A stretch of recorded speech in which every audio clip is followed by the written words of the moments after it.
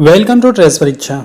Dear student, exam view point से geography से general knowledge के जितने भी इंपॉर्टेंट क्वेश्चन बन सकते हैं आज हम इस वीडियो में बिल्कुल टॉपिक वाइज डिस्कस करने वाले हैं। तो वीडियो को एंड तक जरूर देखिए। वीडियो में दिए गए क्वेश्चंस को जरूर अटेम्प्ट करें और देखिए कि आप कितने क्वेश्चंस को अटेम्प्ट कर पाते हैं। ठीक है, इस वीडियो में पिछली वीडियो में जो क्वेश्चन हम लोग समझा था, इस वीडियो में उस क्वेश्चन के आगे हम लोग समझेंगे। ठीक है, चैनल पर अगर नए हैं तो प्लीज चैनल को सब्सक्राइब कर लीजिए, साथ ही साथ बेल आइकन को जरूर प्रेस कर लीजिए जिससे कि आने वाली अगली वीडियो का नोटिफिकेशन आपको मिल सके। ठीक है, अच्छा, इस वीडियो की पीडीएफ फाइल आप हमारे टेलीग्राम ग्रुप को ज्वाइन कर लीजिए। वहां पे आप लोग को फ्री ऑफ कॉस्ट प्रोवाइड करा दिया जाएगा। आप हमें इंस्टाग्राम Roni_M98 पर भी फॉलो कर सकते हैं। आप हमें फेसबुक पर भी फॉलो कर सकते हैं, RoniM पर भी। ठीक है, इस वीडियो को बहुत ही ध्यान से देखिए। ठीक है, ये सारे के सारे क्वेश्चन 20 क्वेश्चन सिलेक्टेड हैं। ठीक है, मोस्ट इंपॉर्टेंट है। ठीक है, ये एनसीईआरटी बेस्ड क्वेश्चन है, सारे के सारे इंपॉर्टेंट क्वेश्चन है। ठीक है, तो आप हमसे पहले अटेम्प्ट करने की कोशिश करिएगा। ठीक है, कॉपी एंड पेन लेके आप लोग अटेम्प्ट जरूर करिएगा और वीडियो को एंड तक जरूर देखिएगा, तभी आप लोग को ये सारे के सारे क्वेश्चंस समझ में आएंगे और इंपॉर्टेंट क्वेश्चन है। पहली बात तो इंपॉर्टेंट क्वेश्चन है, वीडियो को एंड तक जरूर देखना। ठीक है, तो चलिए बढ़ते हैं क्वेश्चंस की तरफ। पिछली वीडियो में आप लोगों के लिए क्वेश्चन पूछा गया था, राजशांसी अंतर्राष्ट्रीय हवाई अड्डा कहाँ है? तो इस क्वेश्चन का राइट आंसर होगा ऑप्शन नंबर सी, यानी कि अमृतसर में। ठीक है, राजशांसी अंतर्राष्ट्रीय हवाई अड्डा कहाँ है? तो वो अमृतसर में। ठीक है, पहला क्वेश्चन है, गारो, खासी और जयंतिया जनजातियां मुख्यतः कहाँ पाई जाती हैं? ए मेघालय, बी नागालैंड, सी मिजोरम, डी मणिपुर। तो इस क्वेश्चन का राइट आंसर होगा ऑप्शन नंबर ए, यानी कि मेघालय। ठीक है, एक्चुअली क्या है कि गारो, खासी और जयंतिया वहां पे पहाड़ियां हैं। ठीक है, पहाड़ है, उन्हीं पहाड़ों के नाम पे इन जनजातियों का नामकरण किया गया है। ठीक है, गारो, खासी और जयंतिया। ठीक है, कहाँ पे है? तो ये मेघालय में है। ठीक है, मेघालय राज्य में। ठीक है, अच्छा, इन्हीं पहाड़ियों के नाम पर इन लोगों का, इन जनजातियों का नामकरण किया गया था। ठीक है, और अंगामी और बोडो मेघालय की अन्य जनजातियां हैं। आप लोग याद रखिएगा कौन कौन सी, अंगामी और बोडो मेघालय की और अन्य जनजातियां हैं, गारो, खासी और जयंतिया के अलावा भी अंगामी और बोडो। नेक्स्ट क्वेश्चन, चेंचू जनजाति किस प्रदेश के निवासी हैं? ए मध्य प्रदेश, बी ओडिशा, सी आंध्र प्रदेश, डी कर्नाटक। तो इस क्वेश्चन का राइट आंसर होगा ऑप्शन नंबर सी, यानी कि आंध्र प्रदेश। ठीक है, चेंचू जनजाति किस प्रदेश के निवासी हैं? तो वो आंध्र प्रदेश के। ठीक है, नेक्स्ट क्वेश्चन, वर्ष 2014 में किसे शास्त्रीय भाषा का दर्जा दिया गया था? ए उड़िया, बी गुजराती, सी डोंगरी, डी बंगला। तो इस क्वेश्चन का राइट आंसर होगा ऑप्शन नंबर ई, यानी कि उड़िया। ठीक है, उड़िया लैंग्वेज को 2014 में शास्त्रीय भाषा का दर्जा दिया गया था। किसको? तो वो उड़िया को। ठीक है, अच्छा, आप लोग को बता दें कि 6 भाषाएं हैं जिसको संसद द्वारा मान्यता मिला गया है, शास्त्रीय भाषा का दर्जा मिला है, यानी कि 6 भाषाएं हैं। ठीक है, वो पहला कौन सा है? तो तमिल है, तमिल भाषा। 2004 में इसको संसद द्वारा जो कि राष्ट्रीय भाषा का दर्जा दिया गया था। सेकेंड है संस्कृत, इसको 2005 में मिला था। तेलुगु और कन्नड़ को 2008 में मिला था। मलयालम को 2013 में मिला था और ये उड़िया जो है इसको वर्ष 2014 में इसको शास्त्रीय भाषा का दर्जा मिला था हमारे संसद द्वारा। ठीक है, नेक्स्ट क्वेश्चन, सरहुल त्योहार कौन सी जनजाति मनाती है? ए उरांव, बी कमार, सी बैगा, डी गोंड। तो इस क्वेश्चन का राइट आंसर होगा ऑप्शन नंबर ए, यानी कि उरांव। ठीक है, उरांव। सरहुल त्योहार कौन सी जनजाति मनाती है? तो वो उरांव जनजाति मनाती है। एक्चुअली क्या है, जो सरहुल होता है, ये सरहुल त्योहार, ये इसका मतलब होता है कि वृक्षों की पूजा। ठीक है, सरहुल त्योहार का मतलब होता है कि वृक्षों की पूजा त्योहार से मतलब है। ठीक है, तो ये उरांव जो जनजाति है ये त्योहार मनाती है। ठीक है, अच्छा, अभी तक हमारे चैनल को सब्सक्राइब नहीं किया तो प्लीज यार इसको सब्सक्राइब जरूर कर लो। ठीक है, बगल में एक बेल आइकन बन के आएगा, उसके ऑल पे क्लिक जरूर कर लीजिए जिससे कि आने वाली अगली वीडियो का नोटिफिकेशन आपको मिलती रहे। ठीक है, ये सारे के सारे क्वेश्चन सिलेक्टेड हैं। इस क्वेश्चन को आप लोग एंड तक जरूर देखो, वीडियो को एंड तक जरूर देखो, सारे के सारे इंपॉर्टेंट क्वेश्चन हैं। ठीक है, इस वीडियो से आप लोग को हेल्प जरूर मिलेगा एग्जाम व्यू ऑफ पॉइंट से। ठीक है, नेक्स्ट क्वेश्चन, प्रजातीय समूह मंगोलायड भारत में कहाँ पाए जाते हैं? ए दक्षिणी क्षेत्र, बी दक्षिणी मध्य क्षेत्र, सी उत्तर पश्चिमी क्षेत्र, डी उत्तर पूर्व क्षेत्र। तो इस क्वेश्चन का राइट आंसर होगा ऑप्शन नंबर डी, यानी कि उत्तर पूर्व क्षेत्र में, ठीक है। प्रजाति समूह यानी कि मंगोलार्ड भारत में कहाँ पाए जाते हैं, तो वो उत्तर पूर्व में पाए जाते हैं, ठीक है। अच्छा, मंगोलार्ड उत्तर पूर्वी भारत के पहाड़ी और जंगली क्षेत्रों में ये पाए जाते हैं, ठीक है। ये एक प्रकार के ये प्रजाति समूह है, ठीक है, प्रजाति समूह है। अच्छा, इन जनजाति की प्रमुख विशेषता क्या है, तो ये त्वचा का रंग इनका पीला होता है, मध्यम ऊंचाई होती है इनकी, सिर के बाल भूरे और खड़े होते हैं और नाक इनकी चिपटी होती है, और इनका क्या होता है कि अधखुली आंखें होती है, आधा यानी कि बहुत थोड़ी थोड़ी खुली होती है इनकी आंखें, ठीक है। नेक्स्ट क्वेश्चन, भारत में सबसे बड़ा जनजातीय समुदाय है, ए भील, बी गोंड, सी संथाल, डी थारू। तो इस क्वेश्चन का राइट आंसर होगा ऑप्शन नंबर ए यानी कि भील जनजाति, ठीक है।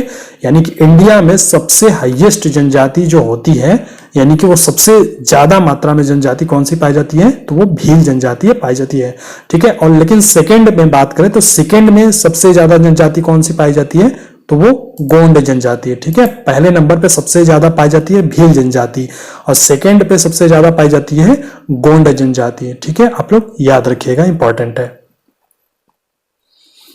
नेक्स्ट क्वेश्चन, आपातानी कहाँ का मुख्य जनजातीय समुदाय है, ए झारखंड, बी नागालैंड, सी सिक्किम, डी अरुणाचल प्रदेश। तो इस क्वेश्चन का राइट आंसर होगा ऑप्शन नंबर डी यानी कि अरुणाचल प्रदेश, ठीक है। आपातानी कहाँ का मुख्य जनजातीय समुदाय है, तो वो अरुणाचल प्रदेश की, ठीक है। नेक्स्ट क्वेश्चन, निम्नलिखित राज्यों में से सर्वोच्च साक्षरता दर किस राज्य में है, ए उड़ीसा, बी पंजाब, सी महाराष्ट्र, डी मिजोरम। तो इस क्वेश्चन का राइट आंसर होगा ऑप्शन नंबर डी यानी कि मिजोरम, ठीक है। मिजोरम राज्य की सर्वोच्च साक्षरता दर है, ठीक है। किस राज्य की सर्वोच्च साक्षरता दर है, तो वो मिजोरम राज्य की है, ठीक है। नेक्स्ट क्वेश्चन, भारत में निम्नलिखित राज्यों में से किस राज्य में जन्म दर न्यूनतम है, ए केरल, बी उत्तर प्रदेश, सी बिहार, डी पश्चिम बंगाल। तो इस क्वेश्चन का राइट आंसर होगा ऑप्शन नंबर ए यानी कि केरल, ठीक है।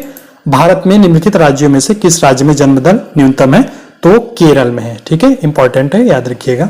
नेक्स्ट क्वेश्चन, 2011 की जनगणना है, ए 13वीं जनगणना, बी 14वीं जनगणना, सी 15वीं जनगणना, डी 16वीं जनगणना। तो इस क्वेश्चन का राइट आंसर होगा ऑप्शन नंबर सी यानी कि 15वीं जनगणना, ठीक है। 2011 की जनगणना 15वीं जनगणना है, ठीक है। अच्छा, आप लोग याद रखिएगा कि जो प्रथम यानी कि पहली बार जो जनगणना हुई थी किसके काल में हुई थी, तो लॉर्ड मेयो के काल में हुई थी, ठीक है। लॉर्ड मेयो काल में 1872 में पहली जनगणना हुई थी लॉर्ड मेयो के काल में, ठीक है। तो उस टाइम जो अपने इंडिया की आबादी थी यानी कि जनसंख्या कितनी थी, तो उस टाइम 25 करोड़ थी, ठीक है। इंडिया की जनसंख्या कितनी थी, तो 25 करोड़ थी, ठीक है।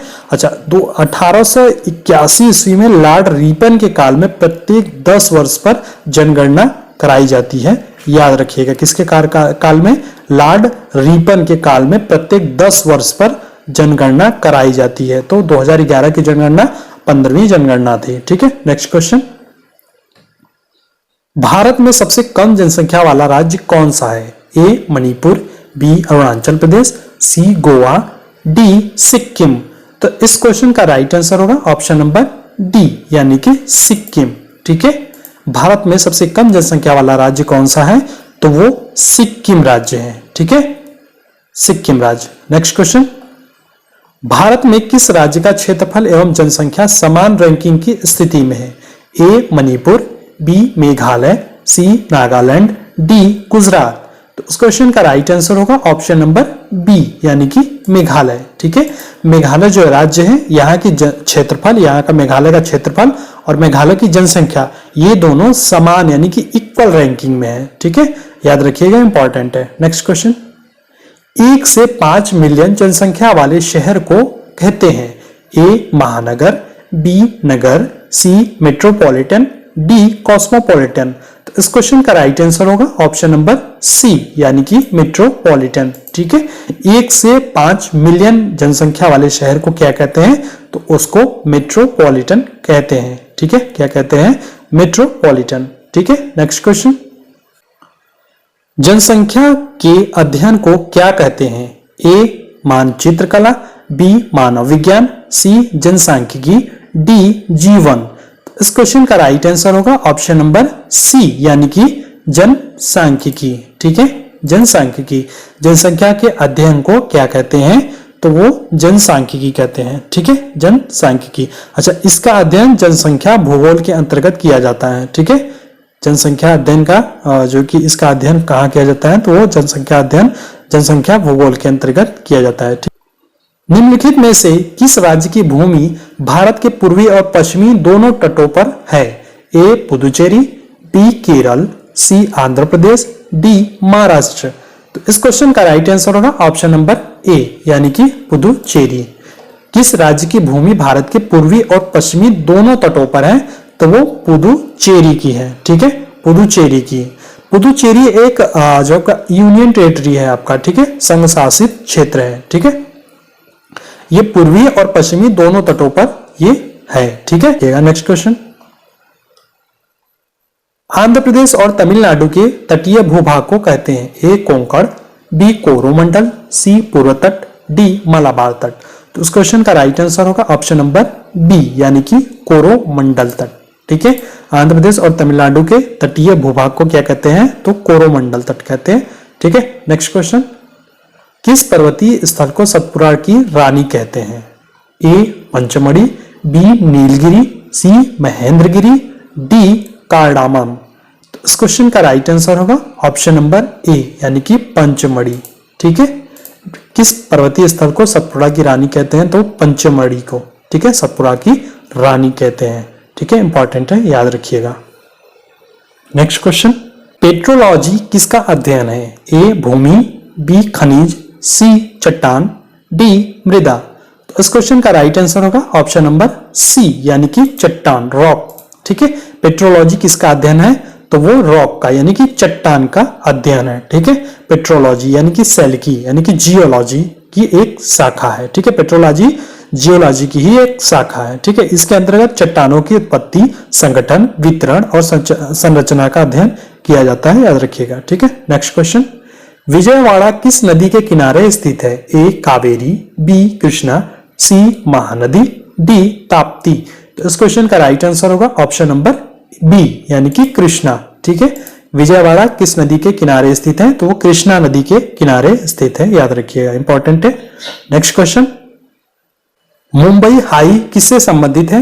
ए इस्पात, बी पेट्रोलियम, सी मकबरा, डी जूट। तो इस क्वेश्चन का राइट आंसर होगा ऑप्शन नंबर बी यानी कि पेट्रोलियम। ठीक है, मुंबई हाई किससे संबंधित है? तो पेट्रोलियम से संबंधित है। ठीक है, अच्छा, आप लोगों के लिए आज का क्वेश्चन है, भारत में कौन सी नदी को खुला नाला कहा जाता है?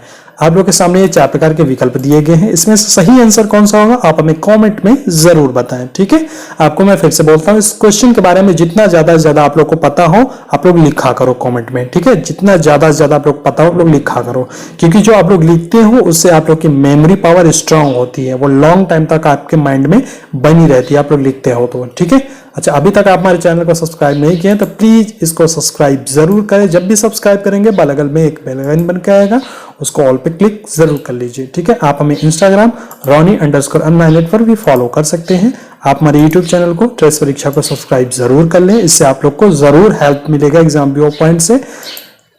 टेलीग्राम ग्रुप को जरूर ज्वाइन कर लीजिए ट्रेस परीक्षा को, वहां पे आप लोग को पीडीएफ प्रोवाइड करा दिया जाएगा। ठीक है, आप लोग वहां पे इजीली डाउनलोड कर सकते हैं। आप हमें फेसबुक Ronnie M पर भी फॉलो कर सकते हैं। आपको ये वीडियो कैसा लगा आप हमें कमेंट में जरूर बताएं। ठीक है, फिर मिलते हैं नेक्स्ट वीडियो में। Thank you.